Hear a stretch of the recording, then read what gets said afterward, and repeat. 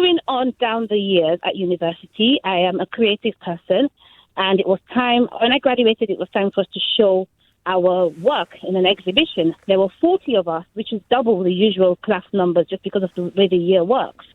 And the university at the time could only show half of the classes' work.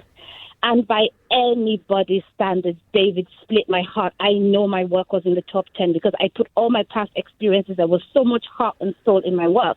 I didn't make the 20 cuts because my lecturers in my final year figured out that I was very ambitious. They asked me what you wanted to do with your life. I said, I actually want to start my own business. I was told right then, face front, don't even bother, you will fail. I was discouraged whilst I watched other peers in my same classroom being teacher's pet and being pushed forward as the best in the class. I was utterly told, don't even bother, you will fail. Now that really lit a fire in me, and I thought, no, I'm going to prove you wrong. So I was left out of 20, I was left out of my university show, and I was the only black girl in my class. And forward to, I can tell you so many experiences. Forward to even recently, right now, I am dealing with my workplace because of discrimination. My son recently displayed COVID symptoms, and I decided to keep him home last week. We did a test 3 days later, and he was very gaggy, and he was throwing up, so I wasn't sure if I did the test right. And they said, okay, we did the test, and it was negative. I approached my employers. I said, okay, we've done the test. It's negative, but I still want to keep him home for the 10-day isolation period. I was told, okay, you will be paid from the Monday to the Thursday, but from Thursday for the rest of the time you won't be paid because we see it as childcare. And I said, wait a minute, I'm a single parent. I have a child that's tested negative but has the signs and has been sent home from his school.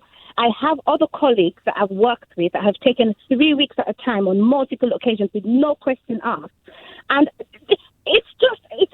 I could go on Jane, and look, on. I can hear your frustration. I can hear that you could go on and on. I can hear the 20-year story.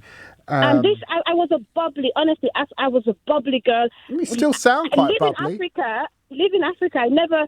We knew of racism, but in all honesty, from my experience, I came to this country as a happy. I never saw that. I never experienced it till I came to this country. And Jane, I always used to think we are all one. People are just who they are. But honestly, being in this country for a few years, it has completely destroyed. It's completely decimated my view of humanity.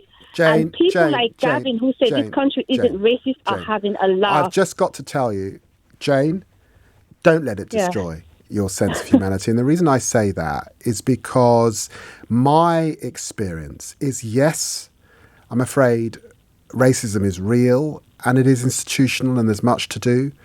And yes, I'm afraid there are still racists out there. But overwhelmingly, I find from the people that I come into contact with across this country, the emails that I'm sent, the messages of support that I'm sent, and the good people, by the way, who did not look like me and certainly weren't the colour of my skin, who have supported me over the years, that there are many, many more out there, many more white compatriots who want this country to change and are doing all they can to make that happen. The problem is, I suspect, is that we haven't got a government that's keeping up to speed with them.